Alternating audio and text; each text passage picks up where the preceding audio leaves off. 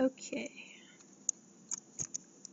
so today, or this time, I'm just going to be going over just 2 things that I want for the final midterm, besides just you guys applying the feedback that I gave you. Now remember, the feedback and the notes that are up on the drive are not optional. That's going to be part of your grade, whether or not you manage to address those points. They're not optional, just do them. Again, ask me during the week if you want feedback, but just trying to drill that into your heads. If this is like practice if you were given feedback from an art director. When an art director tells you to apply feedback, it's not optional. You know, if you find more feedback from other people, that's great. But as long as you're applying the feedback that I gave you, I won't necessarily take off points for that. Just make sure that you're addressing the points that I gave you for feedback. That's going to be a big part of your grade, is basically just following directions. There are 2 images I want turned in for the midterm. The first one is just a page of your sketches. Now, a lot of you are going to need to rearrange your sketches so that they're a little bit more formatted and neat. So this is what I want to see. It doesn't have to be in the corners. A lot of people like doing it at the bottom where they have a title and then a secondary title and their name over here. As long as the format is consistent and clear and unobtrusive, I don't mind, as long as you have it labeled as what it is. For me, I labeled mine as starter mounts for hills and mountains.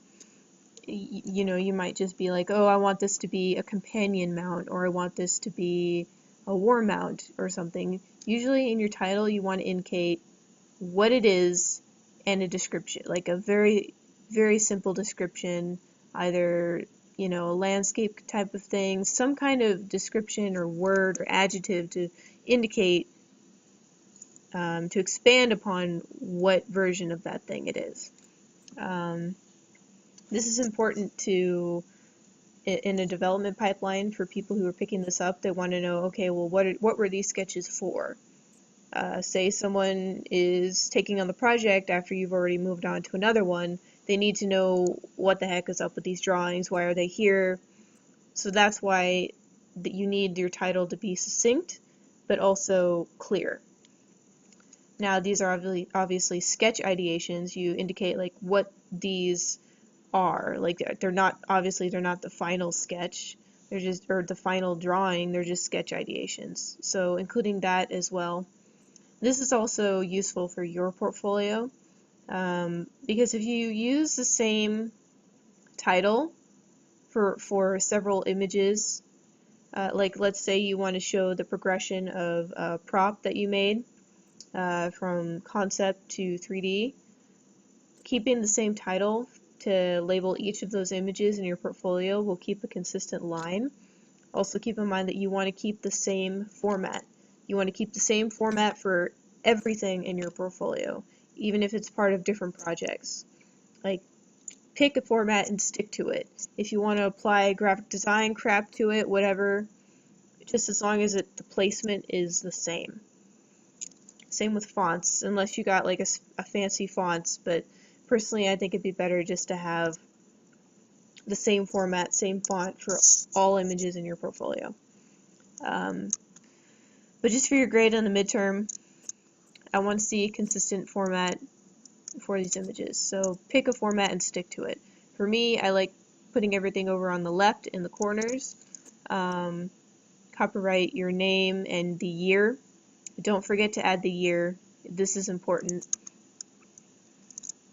So what I did for these sketches is I made the one that I went with a lot bigger, and the rest of them are kind of shaded in, but they're also smaller and off to the side. This one is clearly the center, like the focal point of this composition, because you want to indicate to whoever's looking at this, like, oh, okay, they chose that sketch, without them having to guess until they get to the next image. Now, the importance of showing sketches in your portfolio is to show your decision-making skills, how you decide whether or not something is appropriate for the design you're going for. So this is what I want to see. Make sure you're composing them neatly, and if your sketches needed to be cleaned up or if they were unfinished, clean them up, make them a little bit more clear, because you never know, maybe the sketch that you don't use could be useful to someone down the road. Maybe someone would want to take this sketch and do more ideations off of it. You know, like for like a new map that they're adding. They want to add a mount that'll go with that map. Well, maybe this is something that they want to use down the line. So you want to make sure that it's clear enough where they can take this and be like, oh, okay, so we know we have a starting point, let's try other things to expound upon it. But if this were really, really rough, like to the point where you couldn't even really tell what was going on, then that'd be that much less information for your teammates to work with. That's why it's important for even your sketches to be relatively clean. Even if they're not, they don't have to be perfect, but as long as it's obvious what it is you're drawing. So that's what I want to see for this. Let me go ahead and that. Now for the second half, I'm actually going to go through with you guys and actually do it in front of you. I decided to use this as my main color ideation, but we're actually going to go over smart objects and how they are very useful. Now make sure when you're putting this stuff together that you save this out into its own PSD. Like take what you have and save it into its own PSD. It's definitely useful to have multiple versions of your projects, because I guarantee you, I would bet you $1 million that one day it's going to be the week before the final or midterm or whatever, and one of your PSDs is going to be corrupted, or you'll lose it, or something will happen, and then you're going to cry. It's very useful to have a secondary or tertiary or even 10 PSDs to work with, especially when you're working in 3D. So just keep that in mind. So we're going to be working with this primarily. Now, before we get into making the smart objects and arranging them how we want, I do want to address something that I've been seeing a lot with saddles that people have been designing. So let me just lower the opacity. Here's what my creature looks like under the saddle. Okay?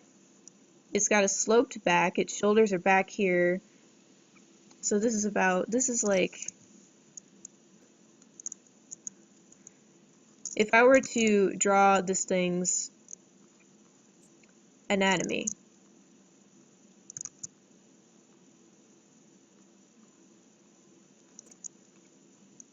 that's how its shoulders go. Now when you put the saddle over your mount, you want to make sure that your saddle is not sitting here. Oh, you can't even see that. So these red areas, you do not want to place your saddle over these areas. You do not want to place them over the shoulders or the hips. If you have to scooch it forward a bit, do that. Or if you have to scooch it back, do that. But do not place them over the shoulders and hips. Because it's going to be painful for the animal no matter how tough they are. You're placing constant weight and pressure on a very bony part of their body. It's already holding up its own weight at that point. You shouldn't be pushing more weight onto that part of their body. So that's why you never put a saddle or any kind of weight directly onto their shoulders or their back or their hips. Just something to keep in mind for when you're placing your saddles in the future, or anything really. Just make sure you're not directly on this point. That's why it's important for you guys to understand the anatomy of your creature you're designing, even if it's made up, because it's all based in reality. And that's going to reflect in the final design. People are going to know if it looks weird, even if they don't know why. So that's why it's important to notice little details like this. Anyway, moving on. So I decided to use this as my primary iteration. Now, I want to move these out. I want to move these out and resize them, right? So that they are not, we don't want these to be the same size as this guy, because they're secondary ideations. You always want to have like a primary thing going on in your image, even if it's just a portfolio piece or showing off all your stuff. You want to make sure you pick one thing to focus on, a focal point. And one of the easy ways to do that, if you have like a bunch of color iterations, is to resize them. So you pick one major thing and then have your color iterations on the side. Like, oh, and by the way, here's some more iterations. It's just a compositionally pleasing thing. So in order to resize this without losing the resolution, you'll notice that, let me just show you guys. Let's say I draw something like this. It's pretty big. It has a nice resolution. There's no pixelation in here. But let's say we just try and resize this down. Oops.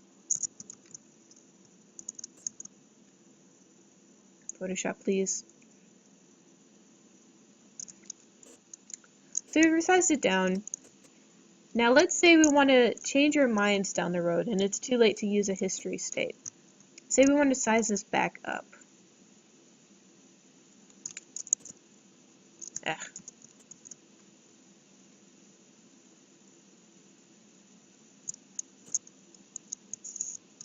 Photoshop, please. Anyways, you guys see that very fuzzy resolution here? Like, you notice how it has gotten softer and the integrity is not as good? Y'all know that you can tell the difference, right? Hold on, let me just show you. This will be easier if I just show you guys. So compare them side by side. So if we size this down,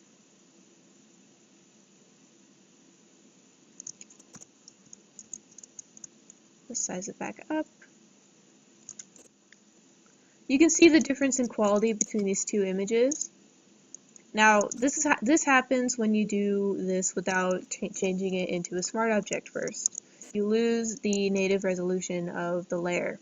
It just gets degraded. The more you mess with it, the more you resize it.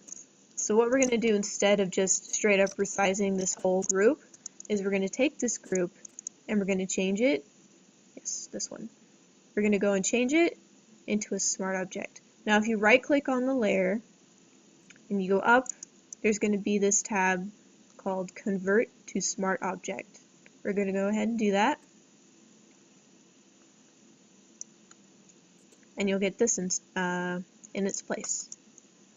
Let me go ahead and convert this one to a smart object and show you in real time.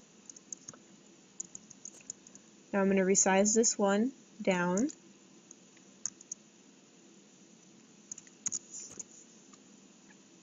And you think, oh, well, this resolution is going to be messed up because you resized it.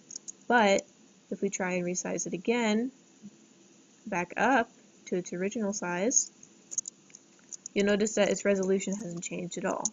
It's just fine. It's almost pretty much exactly the same as the original. It's because we preserved the resolution in sort of like a bubble dimension. I'm not super great at explaining things with words, but think of it as like turning these layers into their own bubble dimension. So you can resize them, you can do whatever you want to them, but you will not affect the layer's native resolution. So we've converted this into a smart object. Let's do that for all the other guys.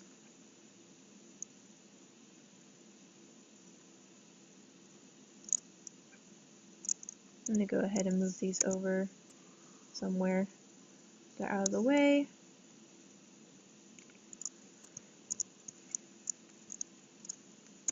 Let's go ahead and place these how we want them to be.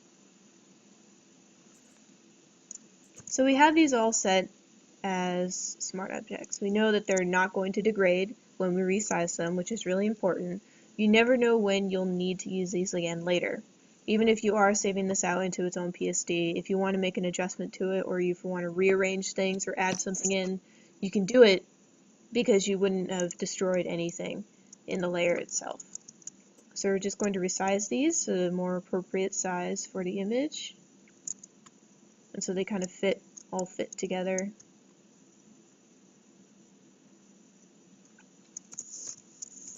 Now you guys have 3 iterations, I have 4. So your arrangement is going to be slightly different, especially if your animal is different shapes.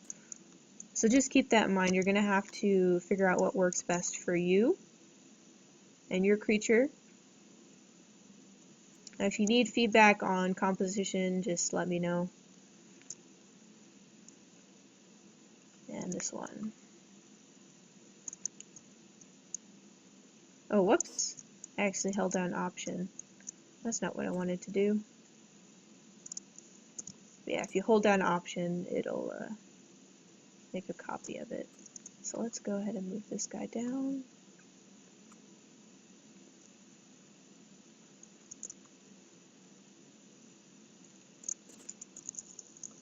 Voila! We've got our main guy and our color iterations. Another thing you'll notice is that these guys aren't grounded the same way that this guy is. This is just a personal taste thing. I prefer to leave these guys kind of floaty, kind of almost incomplete, because that just draws more attention to this guy. Like, this guy feels a lot more solid in the space compared to these other ones, because I want him to be the focus. So yeah, that's just a basic arrangement and compositional demo. Now I'm going to go into it just a little bit more into smart objects really quick. So let's get back to this guy. Now I'm going to convert this to a smart object as well.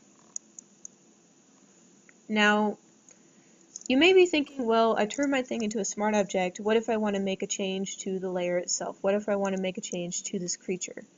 Well, in order to do that, all you need to do is right click it again, go up to Edit Contents, and what this is going to do is it's going to send you to a temporary PSB file that's going to have your creature in it. It's going to contain all the layers contained within your creature. Now you might notice that it's got like this, what is up with all this empty space? If you used your clipping mask, it means that there is a layer clipped to this base layer that is this big. Just keep in mind, if you crop this stuff out, it's going to affect the placement of your smart object here. So let me just show you what I mean. Let's see if we can find the layer that's that big. It's probably an adjustment layer, I'm thinking. Not there.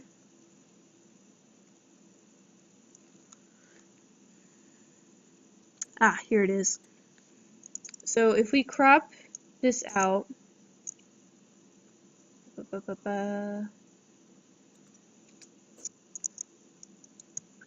and if we save it, go back here, you'll notice that it's been moved according to the crop, because we cropped it out. The size of the smart object is different, so its center point is going to be, it keeps the center point in the same place. So let me show you really quick. You see this point here? This doesn't move, but the rest of it will move according to the center point, so it'll fit back into that center point. So if you resize this smart object, the new center point is going to correspond to this new placement. Now I don't really mind having that big a layer, it gives me more room, so I'm going to keep it. Go ahead and resave, and voila, it's back where it was. Now keep one thing in mind when you're working with smart objects. Do not, and I repeat, do not hit Control Z or mess with the history state whatsoever when you're going in between a smart object and your base file, because you will break the link to your smart object and basically nullify the smart object completely. You won't be able to edit its contents. I'm pretty sure it's a bug, but if you hit Command Z in here without saving what's going on here, you're going to break it. So just be very careful about that. Like, I generally do not do anything to the native file until I'm sure that I'm happy with what I've done here. You got to be really careful about this. So do not mess with your native file until this is saved, until there is no asterisk here. And once you're done, you want to go ahead and save this, and don't mess with your history states. The only time you should be clicking Control Z is in here. This is the only place you should be messing with that. Don't do it here. Just make sure you're not getting confused between the two layers. I've done that before and it hurts, so don't do it. Now obviously you can change anything in here. You can even add a layer. So if we save that, it'll show up here. You can't really tell between that guy, but it'll show up. So that's the power of smart objects.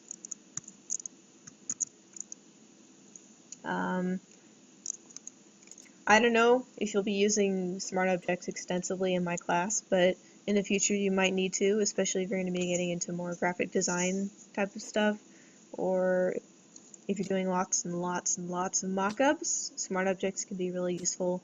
Another thing that they do is they lessen the drag on your layer. It'll actually make it easier for your computer to process the file. Smart objects, woo, they're amazing.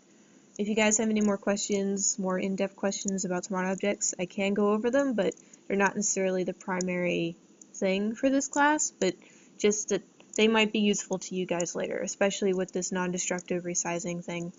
But yeah, that's about it. Hope that helped.